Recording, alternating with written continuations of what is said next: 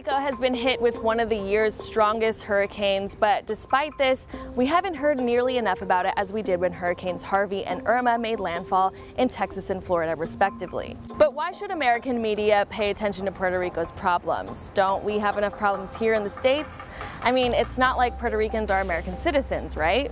Well, actually, they are, and they have been for the last 100 years. But for some reason that completely baffles me, most people don't know that people born in Puerto Rico are naturally born American citizens, eligible for the same social services and rights as if they had been born in any of the 50 states you know and love, except for the fact that Puerto Rico is not really a state at all.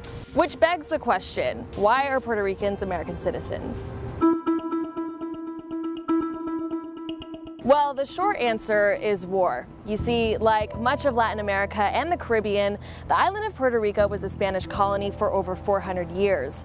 A relationship which abruptly ended when America decided it wanted military bases in the Caribbean and the Pacific and kicked the Spanish out of Puerto Rico, Cuba, Guam, and the Philippines in 1898.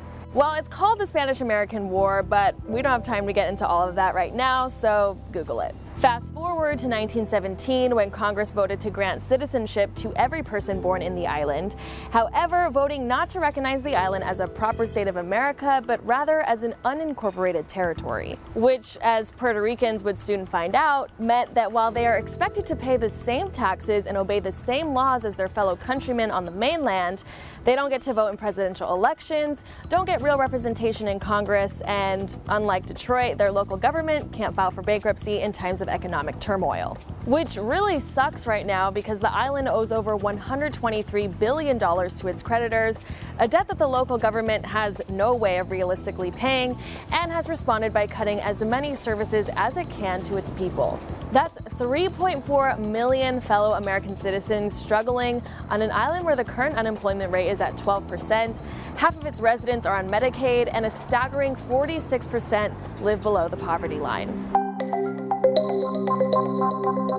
Naturally, this has caused an exodus of the island's workforce. The Pew Research Center reports that more than 400,000 Puerto Ricans have migrated towards the mainland to look for the jobs and stability that simply can't be found in their native island. And if all that weren't bad enough, on September 20th, 2017, the island was hit by one of the strongest storms to ever hit the U.S., Hurricane Maria.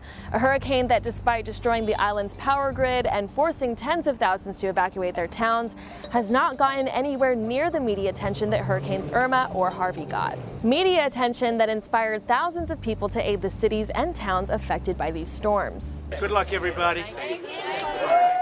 Which is an appropriate response on behalf of American citizens when they saw their fellow countrymen in trouble, a response that unfortunately hasn't been replicated towards helping the American citizens living in Puerto Rico.